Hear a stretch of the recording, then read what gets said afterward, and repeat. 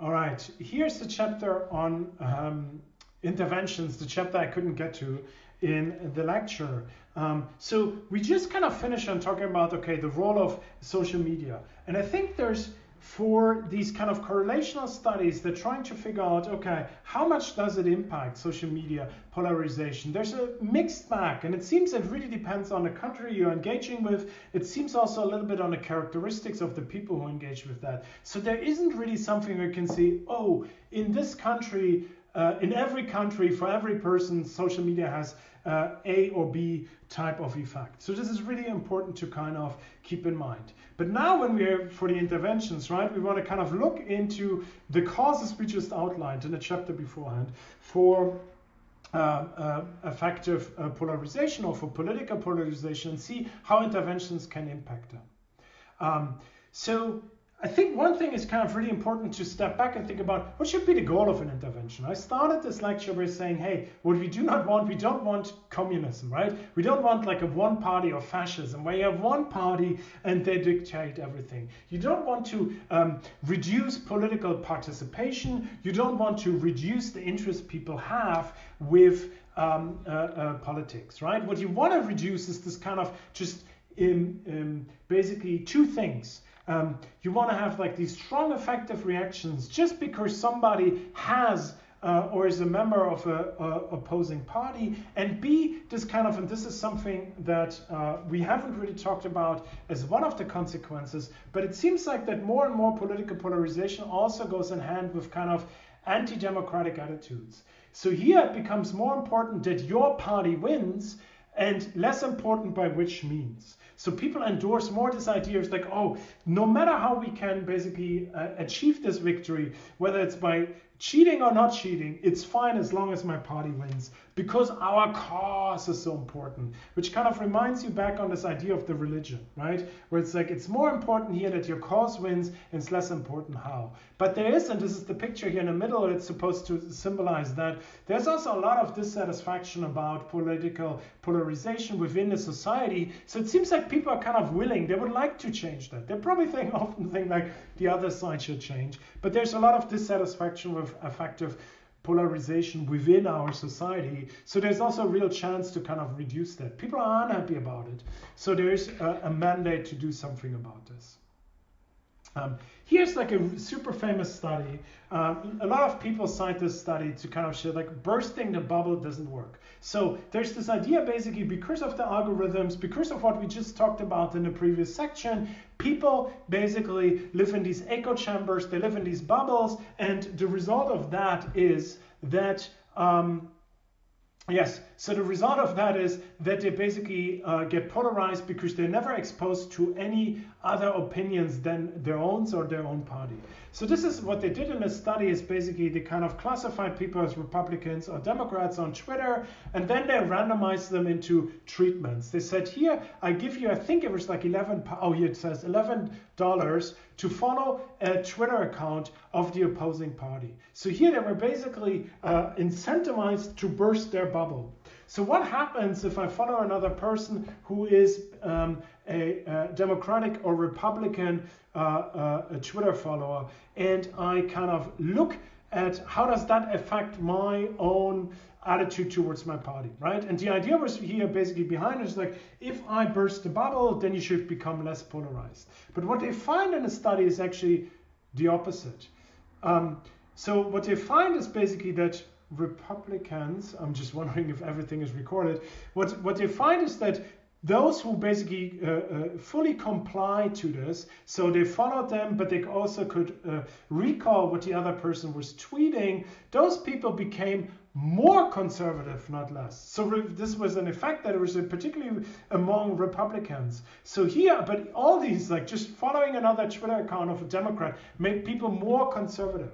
And so the idea is here that if you're presented with counter-attitudinal information, you have to defend yourself, and that entrenches you in your own attitudinal information more. So the idea here is basically, hey, this makes people more conservative, not less conservative. But So this was following another person's Twitter account, but there's two new studies that I just want to highlight. One super new, but basically they looked at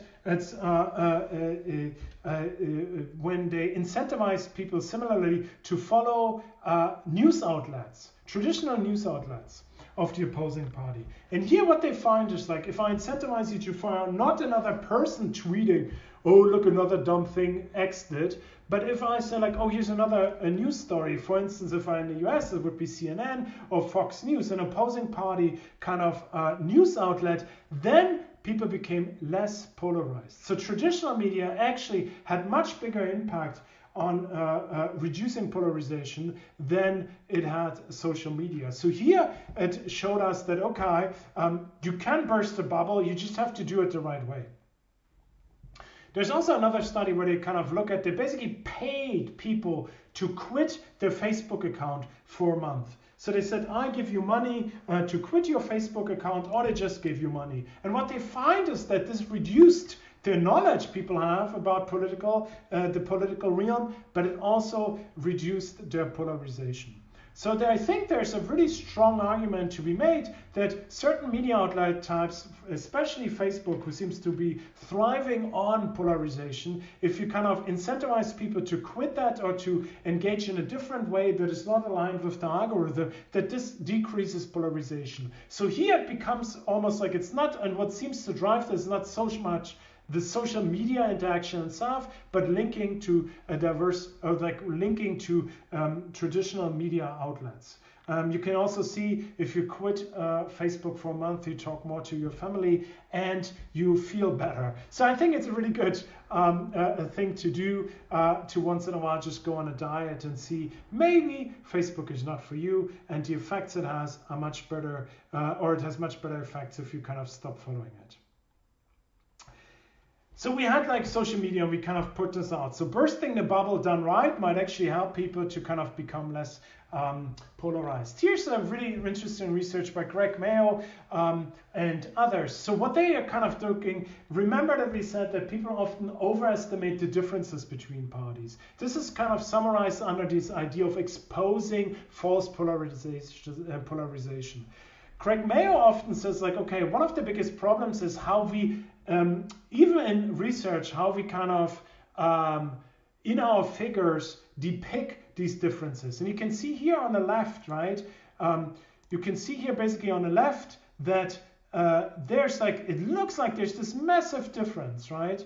But it is actually not that different because it's just kind of like an exaggeration. The scale is not grounded to zero, but you can have the same difference. You're like, oh, UK and Poland, they're so different. But then you see how many people overlap in these two countries. There's very few people here who actually have a different attitude towards whatever the kind of like whatever the outcome variable here is. And he shows in his research and others show that if you highlight the commonalities, if you highlight expose false polarization, as we talked about in the second chapter, kind of these strange ideas people have about each other, that this reduces polarization. Similar, oops, now I can't. Okay, can I go away? This is just like similar, you can do this as like a study where they kind of look at basically using these meta perceptions. If you show people that their meta perceptions are wrong, then this reduces also their perceived outgroup obstructions.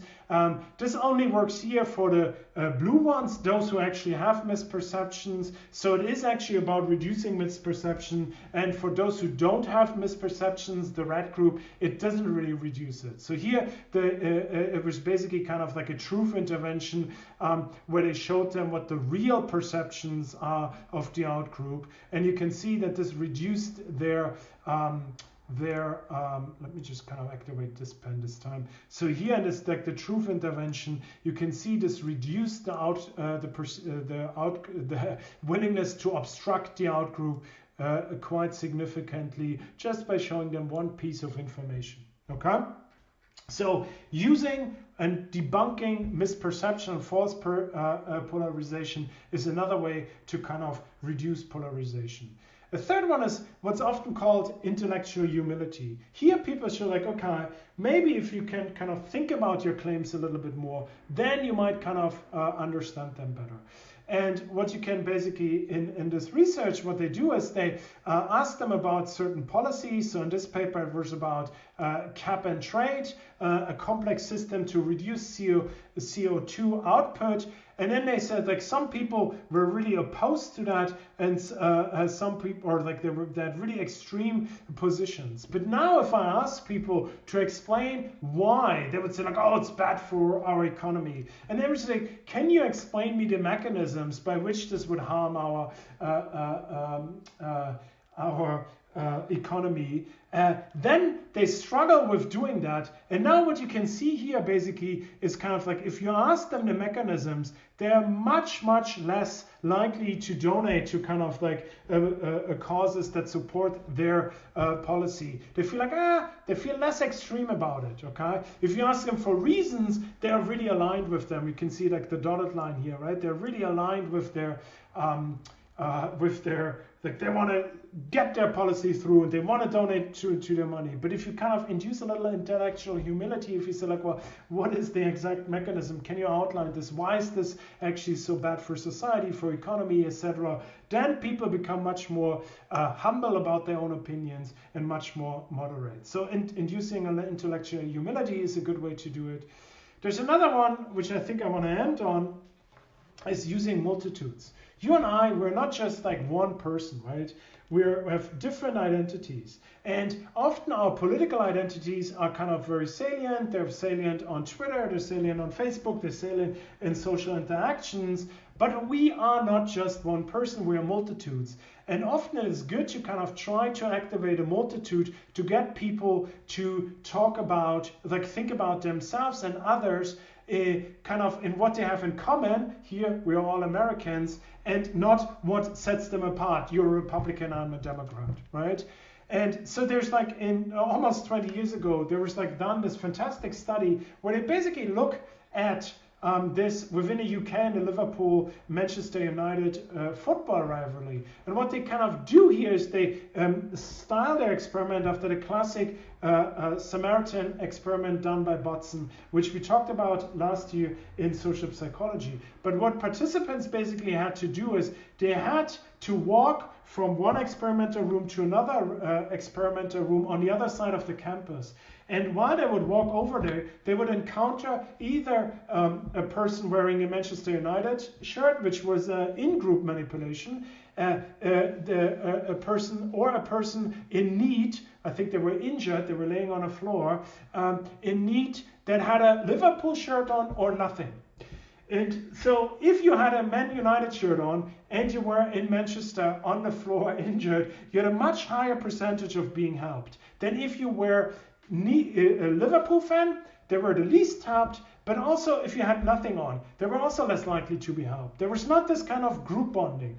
But in the second experiment, they asked people not about their football identity as Manchester United fans, but as lovers of football.